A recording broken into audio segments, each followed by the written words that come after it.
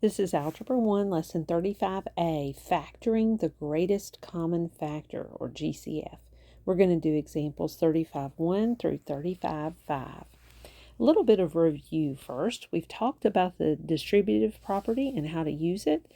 So we're going to distribute the 2 here. So we're going to distribute that to the x and then also to the positive 3. So 2x's would be 2x. And then we add to it 2 times the positive 3, which is 6. So these two, this expression and this expression, are equal. They are equivalent. Now what we're going to do in this lesson is we're going to start with the answer. They're going to give you an expression like that, and they're going to say factor it. Now, what does that mean? Well, you know what the word factor means. You know that a factor, you take a factor and you multiply it by another factor and you get a product.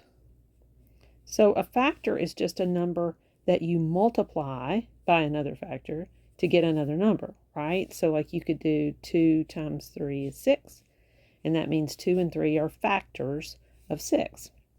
So to have a factor, you've got to have a multiplication. So what we're going to do is rewrite this expression as a multiplication. And that would be equal to, so what they're wanting us to do is say, well, what's the greatest common factor of both of these terms? So here's a term and here's a term. And the greatest common factor, like we did in the previous video, would be 2. They both have a 2 in common. That's what we're going to factor out. So here's what you're going to do. You're going to write the GCF, and they tell you to write it in parentheses, and it's going to be multiplied by something else. What is that other thing? Well, what would I need to multiply 2 by to be able to get this as the answer? Well, to get 2x, I'd have to have x. So that when I multiply this 2 by the x, I get this 2x, right? So I've got to have an x here. I'm going to need to have a plus sign here. And then what number would I need to have here so that when I multiply it by the 2, I get 6? Well, I would have to have a 3 right there, because the 2 times the 3 would give me the 6. And I can check myself by distributing. 2 times x is 2x.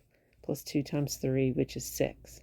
Okay, so it may be a little confusing the first time you see it, but we're going to do several examples, and I think you'll catch on. If you wanted some steps, I would say first, identify the GCF of all the terms. Okay, and then once you've done that, you're going to write that as your first factor, and then you're going to try to figure out what does your second factor have to be so that when you distribute that GCF back out, you end up with what you started with, okay? So right now, what I need you to see is that factoring and distributing are inverses of each other. Just like we add, and to do the opposite, we would subtract, or if we multiply to do the opposite, we would divide, right? The inverse operation. Well, here we factored, and we got an answer. Or we can start with that answer and go back to the factored form. Okay, now notice up here in the original problem, this 2 was not in parentheses and this 2 is. It doesn't matter. They're just having you put the parentheses there to identify that, hey, there has to be 2 things that are being multiplied by each other. And so that's how we ended up with it like this. But that would be the same as writing it like this, because you're still indicating that you want to multiply both of those terms by the 2. Okay, so let's read a definition and let's try a few more. Factoring is the process of writing an indicated sum as a product of factors. And that's what we just showed, right? You have an indicated sum. You have a sum here, an addition, and you're changing it to where it's a product. We took that sum, we looked at what they had in common, and we rewrote that as a product of 2 factors. And that's what factoring is. So let's distribute this. Okay, this is a little more complicated. We're going to distribute to each term. 2a times x is just 2ax. 2a times c is just 2ac, and they're being added together. So if you were going to distribute that, this would be your answer. Well, I want you to see what example 35.1 is. It's, can you start with that answer and work your way back to what we started with? Now I'm going to get it off the screen there so we're not looking at it. Okay, here's example 35.1. Factor the GCF of these two. So again, first, we're going to find our GCF, and it's going to go out here. And then we're going to find the other factor to where when we multiply them together, we end up with this expression. Okay, so first GCF. I'm looking at this term, and I see that they both have a 2 in common. Okay, and then I notice that they both have an A in common. They do not both have an X, and they do not both have a C. So that's all they have in common is 2A. Okay, that's helpful. That's our GCF. It goes out in front. Okay, now I'm going to say, all right, I see that I have 2 terms here, so I know I'm going to have 2 terms in here. Okay, now what am I going to need to multiply this 2a? It's going to end up distributing here. 2a times something gives me 2ax. Well, I've got the 2, I've got the a, it's going to need an x, so that's what's going to go here. Okay, and then I'm going to have 2a times something here to where I get 2ac. Well, I have the 2 and I have the a and I need the c. And this is a positive, so I'm going to have a positive here. That's what factoring is. It's taking a sum and turning it into the product of factors. So we were able to do that problem in both directions. All right, let's try another one. Hopefully it's getting a little easier. Factor out the GCF of this. So first, we're going to look at the GCF, and I can see I have 1, 2, 3 terms. What do they all have in common? Well, they all have an A. And to what power? Like we were doing in a previous video. Well, this one has 3, this one has 2, and this one has 4. Okay, so it's going to be the highest that they all have. So you say, well, 4 is the highest. No, but they don't all have a 4. So it's not going to be a 4. And they don't all have 3, but they do all have 2, right? Because you could write this as A times A times A. And this is A times A times A times A. And this is A times A. And they all have an A squared in common. Okay, so that's my GCF, is an A squared. Okay, and then let's look at the X's. Here's an X, here's an X, and here's an X. We got a power of 2, a power of 1, a power of 3. It's going to be a power of 1 because they all have that in common. Now let's look at our next variable, which is an M.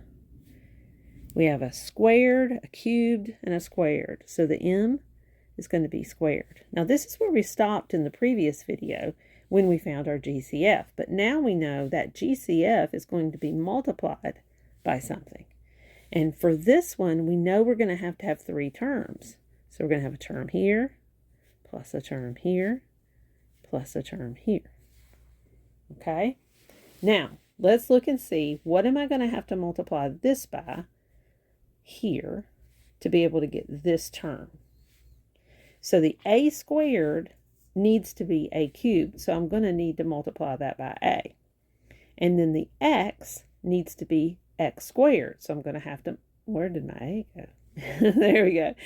A squared times A. Let me fix that. I think I accidentally erased it. A squared times A. There we go. A squared times A will give me this A cubed. Okay. X times what would give me X squared? Well, it's going to be an X. And M squared times what would give me M squared? Well, I've already got an M squared, so I don't have to multiply that by anything else. So my first term is done. Now, what am I going to have to multiply by to get this? Okay, so this A squared, I've already got an A squared, so I don't need to put an A here. This X, I've already got an X. I don't need to put an X here. M squared times what would give me an m cubed. It would have to be an m. And that gives me my next term. All right, let's look at the last term. This times this has to equal this. So let's see. A squared times something gives me a to the fourth.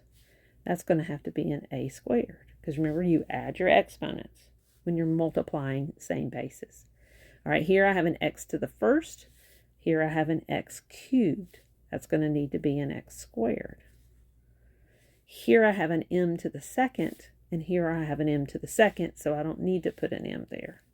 So this will be my answer for this expression in factored form, factoring out the GCF. Now I want to talk about one more thing here, and that's the sign. Notice when I multiply this term by this term, I do get a positive. There's no negative sign there, so we're good.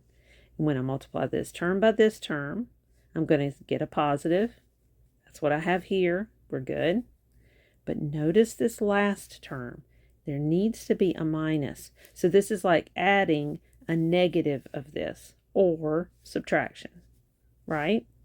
Here, if I multiply this term by this term, I'm going to have a plus at the end, and I want it to be a minus. So I can change that to adding a negative, but we know that's the same as just writing a subtract. Okay? So we factored out the GCF, and that GCF does not have a negative or an opposite in the front, right? So all of these signs are going to match the signs of the original. Okay, we'll do some examples where you do have a negative in front. Well, you've done that when you're distributing, okay? All right, let's look at 35(3). What do they all have in common? Here's a term, here's a term.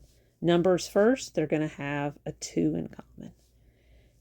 A cubed, a squared. They have an a squared in common. B to the fourth, b to the first. They have a b in common. Z cubed, z to the fourth. Z cubed in common. That's your GCF. It is going to be multiplied by the other factor. Now, this original has 2 terms, so you're going to have 2 terms here. Okay?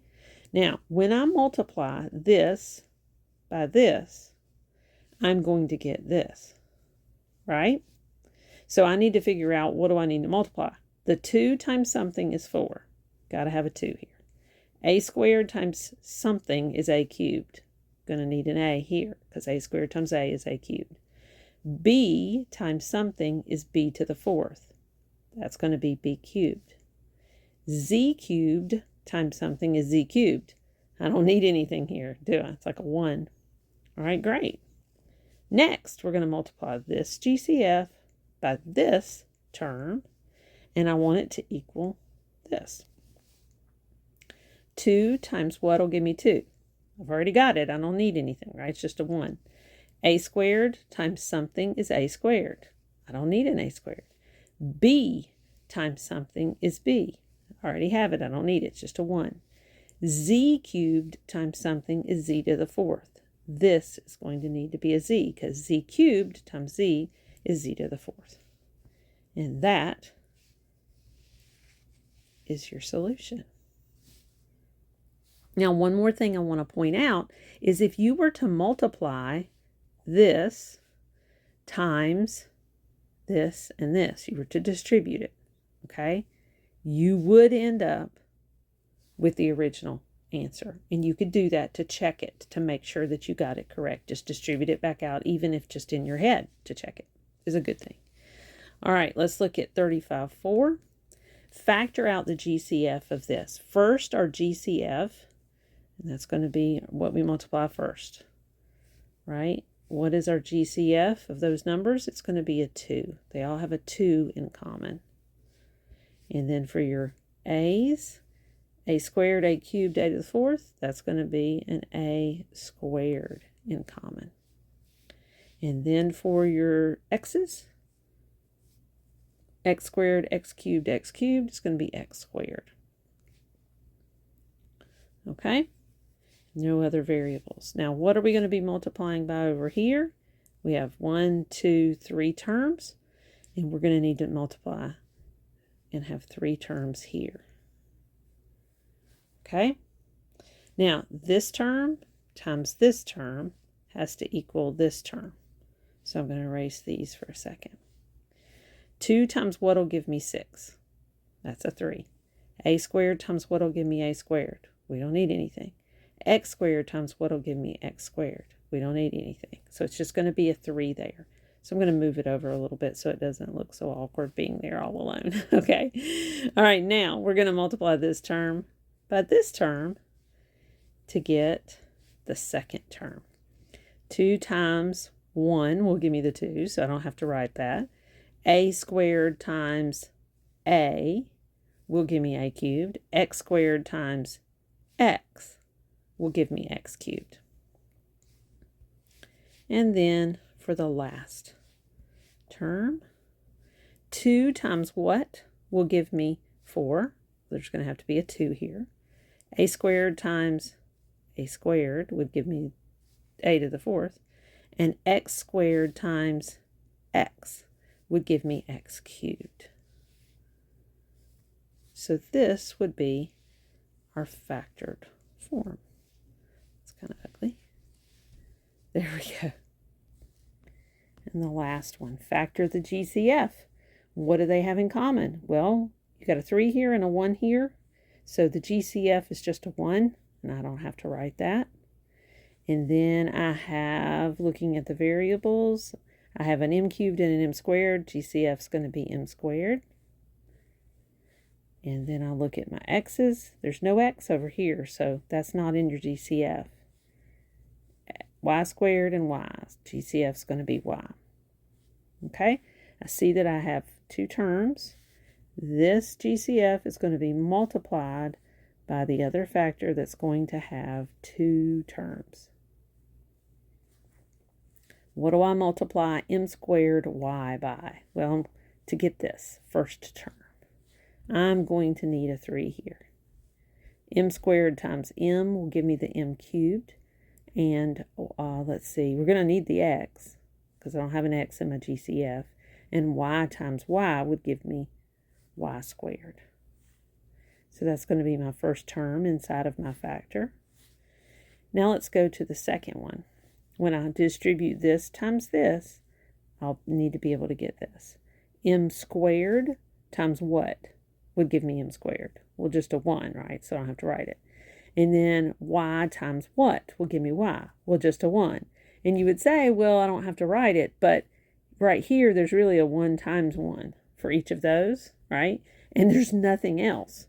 So since there's nothing else, I'm going to need to write it, because if I don't, I wouldn't end up with that term. Watch.